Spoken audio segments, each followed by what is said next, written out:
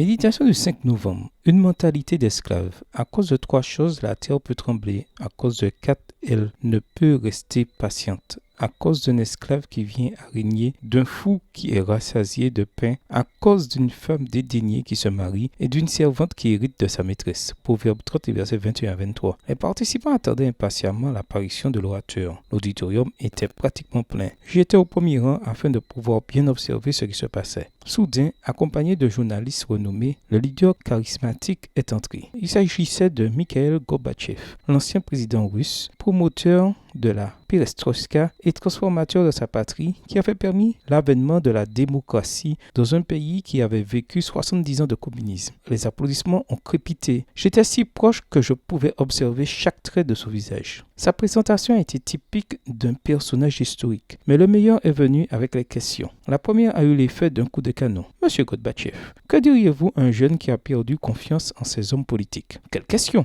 Tout le monde faisait silence. Nous voulions tous entendre la réponse. L'homme est resté silencieux, a baissé la tête un moment et a souri. Puis, d'une voix ferme, il a dit « Jeunes gens, ne laissez pas votre pays aux gens inexpérimentés. Si vous ne participez pas à sa construction politique, alors des gens sans expérience prendront les rênes et la situation empirera. » Les paroles du dirigeant russe m'ont trotté dans la tête pendant plusieurs jours. Il essayait de nous dire que nous ne pouvions pas nous contenter d'un mauvais leadership, que nous devions participer à la construction de meilleures options pour conduire la société. Le pouvoir révèle le caractère de l'être humain. C'est pourquoi Benjamin Disraeli déclare « Si vous voulez connaître un homme, donnez-lui de l'autorité. » Et il est vrai que beaucoup de gens ne savent pas l'utiliser de façon optimale, en particulier ceux qui nourrissent un grand ressentiment envers ceux qui les ont gouvernés, de sorte que lorsqu'ils arrivent au pouvoir, ils cherchent à se venger en faisant preuve d'une arrogance peu commune et insupportable. Ils se réjouissent alors d'humilier ceux qui sont maintenant sous leur domination. Vivre sous l'autorité d'une personne ayant une mentalité d'esclave est un véritable supplice. C'est pourquoi il est important d'apprendre à pardonner et à ne pas garder rancune afin que, lorsque le moment est venu d'exercer l'autorité, nous ne transmettions pas une mentalité d'esclave regrettable.